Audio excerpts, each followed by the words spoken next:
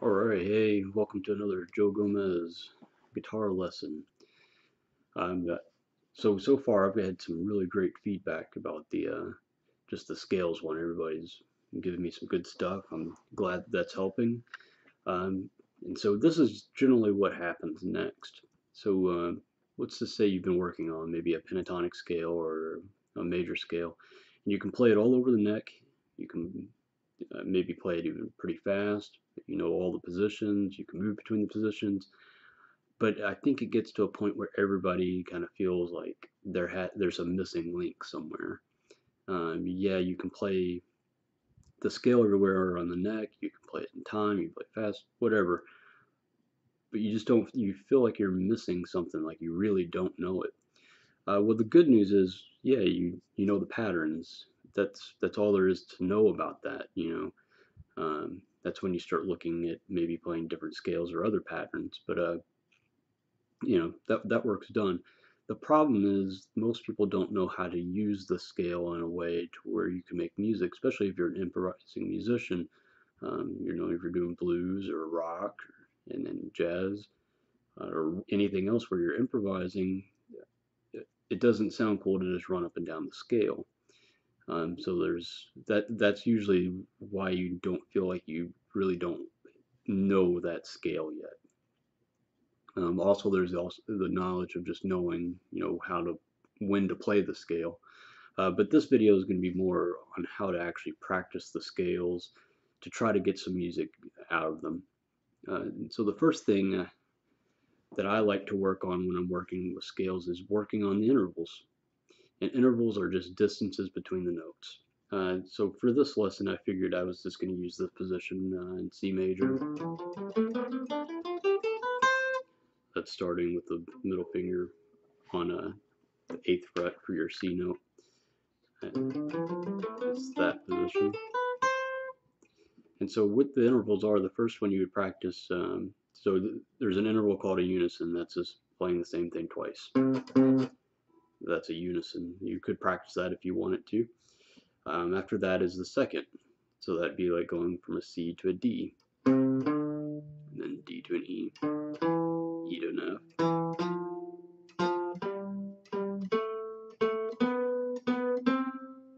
So those are seconds. The next one's thirds, which is going to be something that you've probably heard a lot. Bach used it a lot in his music. So basically, you're just going to go for your starting point. You're going to skip over the D note, go straight to E. Then do the next scale tone, which would be D, and then do the third of D, which is F, E to G, F to A, G to B, A to C, B to F, or D, sorry, C to E.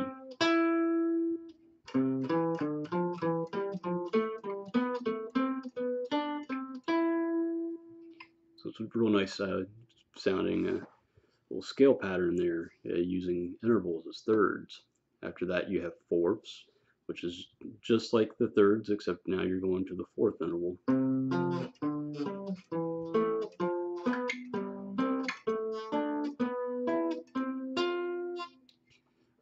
If you play jazz, that's kind of the modern sound. A lot of people playing fourths now. I guess it's been around since the 60s, but that's kind of that modern sound, is using fourths. After that, you could do fifths if you wanted to. There's also sixes, and there's also sevens. After that, you run into the octave. And again, if you want to practice that, that's great. I usually don't. I usually just do 2, 3, 4, 5, 6, and 7s. And so that's kind of an intervallic playing. And so one nice thing about that is you get these wider intervals, which are kind of pleasing to the ear. But also, it helps you learn your theory a little bit faster. You'll start to know what these thirds are, because that's going to be important for when you learn chords, what the third of a note is. So this kind of helps ingrain it in you. But you can also start to see patterns on the guitar neck. You start to learn that shape as a third. In this case, it's a major third because it's part of a major chord. But you also start recognizing this shape. This is for the D chord. Well, that's an an interval of a minor third, major third, minor third. So starting to realize and see those patterns, you'll start to come up with arpeggios and chords a little bit faster. When someone asks me really quickly what a third or a minor third of a note is, I usually visualize the guitar and think about that shape. You also have the shape going the opposite or going up the neck as well. So you can start to see it that way as well. So speaking of arpeggios, I think it's important to actually play all the diatonic arpeggios in a scale. Diatonic meaning just inside the key. There's nothing outside of the key.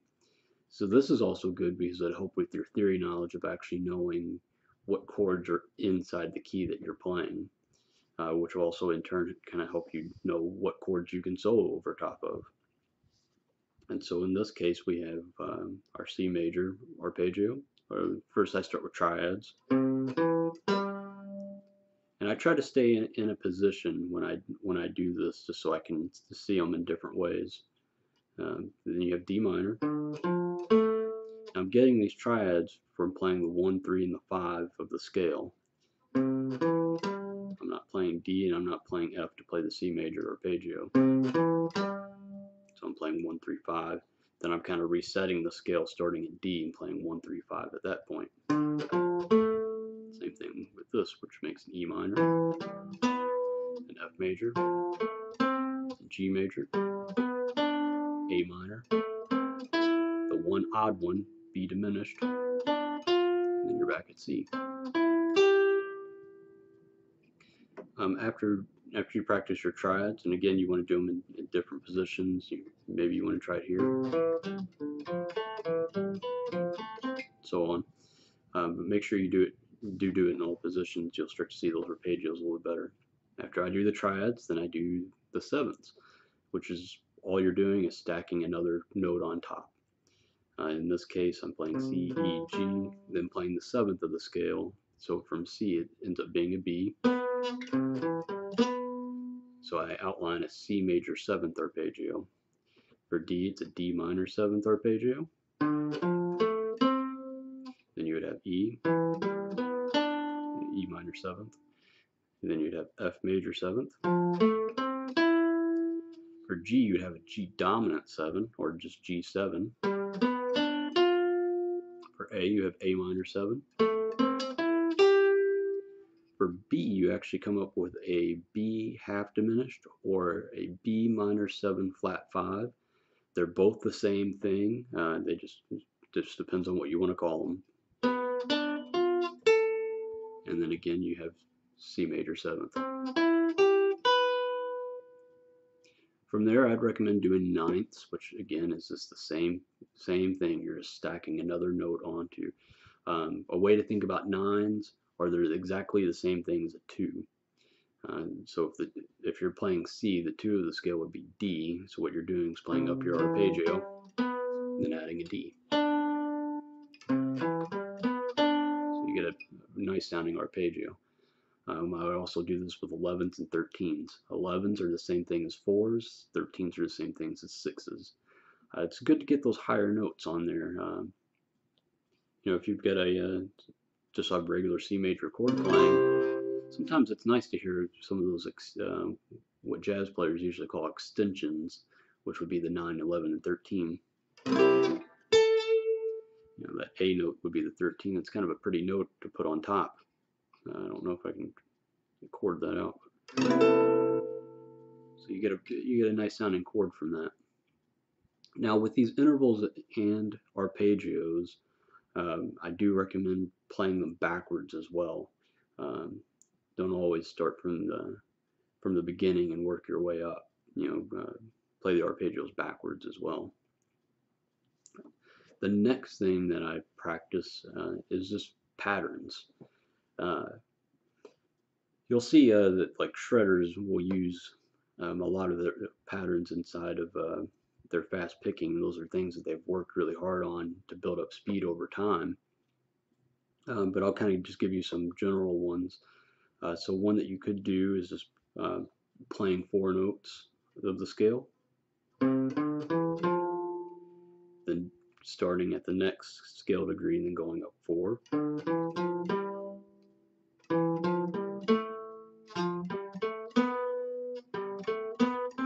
So you could do something like that. You could do something like this, and then keep that pattern going.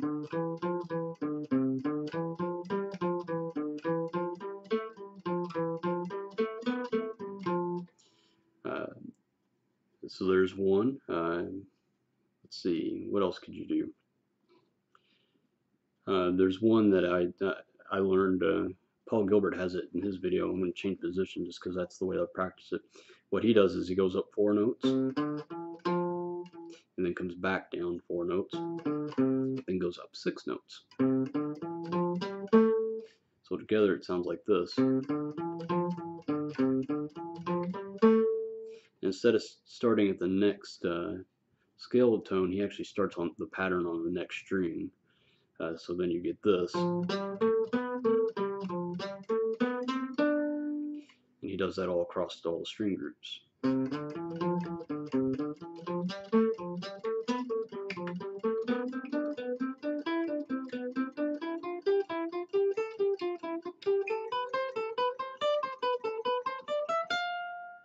So that's a pretty nice one. One that I like a lot is this one's starting at the higher register of the scale, but you go up a third. So we're kind of combining intervals and patterns at this point. So we're going up a third and then continuing down the scale back to where we started. So in this case I'm playing C, E, then D, C, and then continuing the scale that way.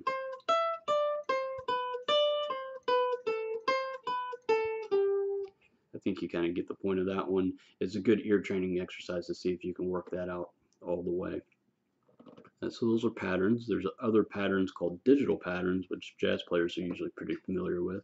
And this is where you kind of write out some numbers. So a real popular one in jazz is 1, 2, 3, 5. So what you're going to do is start your scale, but do 1, 2, 3, 5 for each scale degree. So for C, you C, D, E, G. Then you would go to D and do the same thing. So you have 1, 2, 3, 5. E would be the same thing. 1, 2, 3, 5. F, same thing. 1, 2, 3, 5. So just play it without me talking so you can hear it.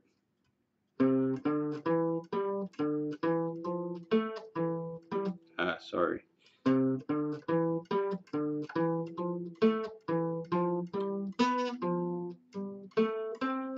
Think about that one. I usually don't practice it quite like that. I usually do it over chord changes, but that's good practice. You can see that I need to work on that myself. There's other ones that you could do. What's the other one that's real common? Yeah, that's what it is. So that one's 1, 2, 3, 4, 5, 3, 2, 1. So 1, 2, 3, 4, 5, 3, 2, 1. Which is nice because it's that fits, if you're playing eighth notes, fits into one measure. Another thing that's really nice to practice that people don't usually think about when they're doing this is maybe picking an interval like a third and then doing a leading tone to your first note. So what a leading tone is, it's a note that you're coming to your root note from a half step below. So if you're playing a C, you would play a B first. So you could do that at first with just all the notes of the scale.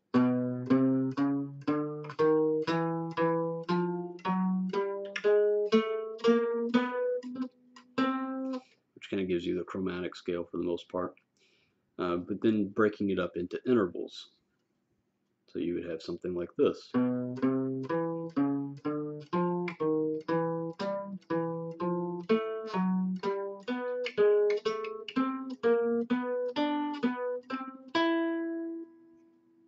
Kind of definite jazz sound, right? And then to kind of end this lesson, I just want to kind of give you guys an example of stuff of this in action. So a while ago, I had transcribed John Coltrane's solo on Mr. PC, and I was kind of shocked because I loved the way that he opened his solo. I'd recommend it if you've maybe never really paid attention to it or never heard it. But it's John Coltrane, Mr. PC, a song that he wrote. The way he opens it, I think, is awesome. And then once I transcribed it, I was kind of shocked at really how simple the idea he was using. So the song's in a C minor blues. And the way that he opens his solo up, he actually uses a digital pattern starting from G. So what I think that he's thinking is he's playing a G altered chord that leads him to the C minor. That's what I think he's probably doing. But he plays that 1, 2, 3, 5 pattern starting from G. And then this would be beat 1. What he does is he does a leading tone and then a third, but he starts on the root first. Right? So that's C. Here's the leading tone of B, back to C, and then he's going up a third. In this case, it's a minor third since we're in C minor. So just the first part of that solo goes like this. Right? He goes up to the next scale degree, which is D. Goes up to the next scale degree, which is E flat in this case. And then he ends the lick just with a little simple pattern.